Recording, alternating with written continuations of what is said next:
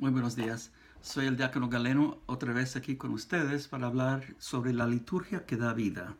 This is Deacon Galen again from Everett to talk to you about the life-giving liturgy. And we're taking it piece by piece, kind of bite-sized amounts.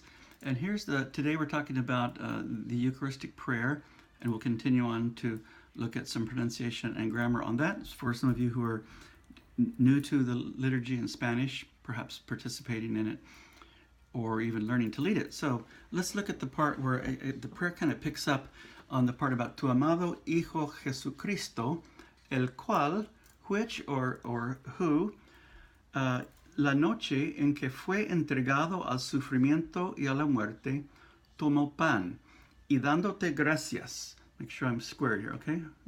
All right, let's back up. Y dándote gracias, lo partió y lo dio a sus discípulos, y dijo, tomen y coman. Esto es mi cuerpo que será entregado por ustedes. Hagan esto como memorial mío. Después de la cena, tomó el cáliz y dándote gracias, se lo entregó y dijo, beban todos de él. Esta es mi sangre de la nueva alianza, que será derramada por ustedes y por muchos para el perdón de los pecados. Siempre que lo beban, háganlo como memorial mío. And that's the end of that part. You notice that I highlighted a couple of things I wanted to point out to you. And one, if you'll see there, is the verb fue. Now, fue is very important in Spanish because it represents two verbs, which are ser and ir. So the verb ser means to be, and the verb ir is to go. Now, the interesting little fluke here in Spanish is that in the past tense we have the same form of those two verbs. For two verbs, they have one form actually in the preterite in the past tense. The preterite is kind of a definite past, a punctiliar past generally that is seen as something finished or completed. So you have to even ask, well, how do I know which verb it is? Well, the context will tell you if it's ser or ir. Now, another thing you should notice about Spanish verbs is that they're highly inflected, much more so than English, where the verb forms don't change that much between the different people that are the subject of the sentence. In Spanish, however, the subject of the sentence will indicate the change in the verb ending.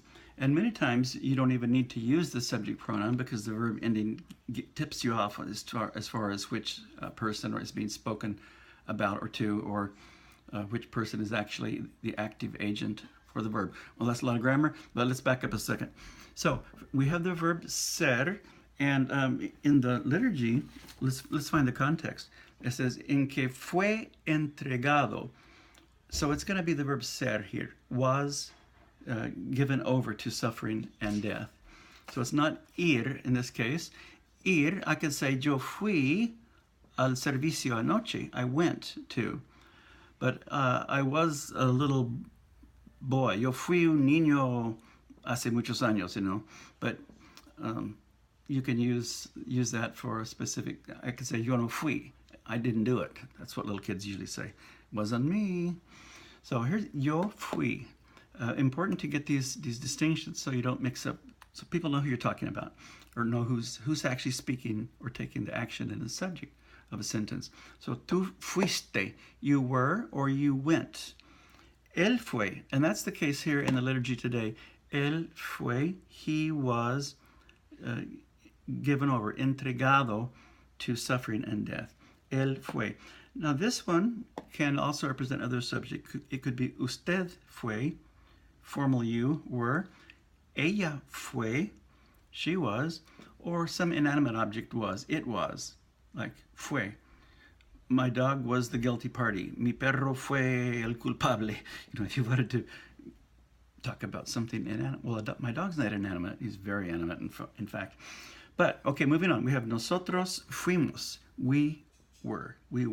Plural, first person of the verb. Nosotros fuimos. Ellos, they were, or ustedes fueron. You guys were. Or as my daughters in Dallas would say, y'all guys. and my granddaughters. Y'all guys were. Ustedes fueron.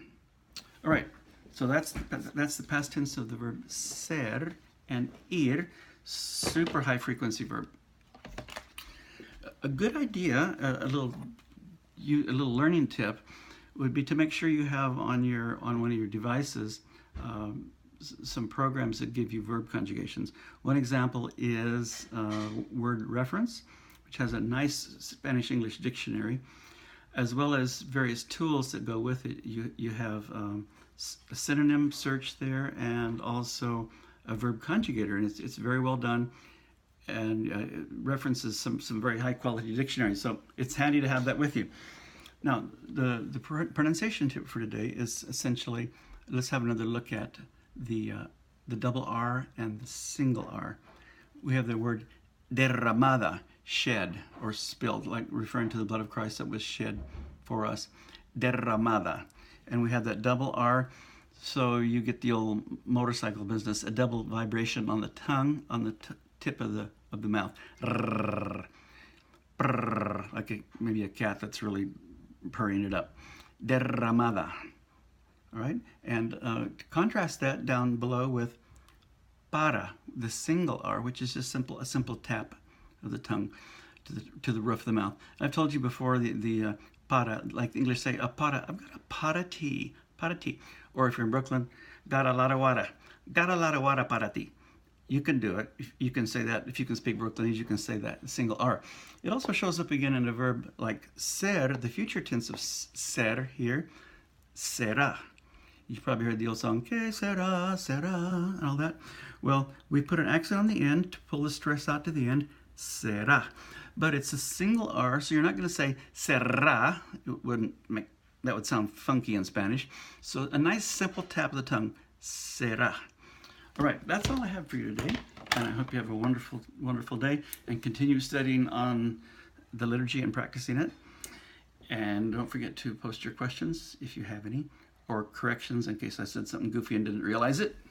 So God bless you all, and I hope to see you again next week. Hasta pronto. I was tempted to say hasta la pasta, but that's too cheesy. So hasta pronto. Que Dios me los bendiga mucho. Que les vaya bien. Adiós.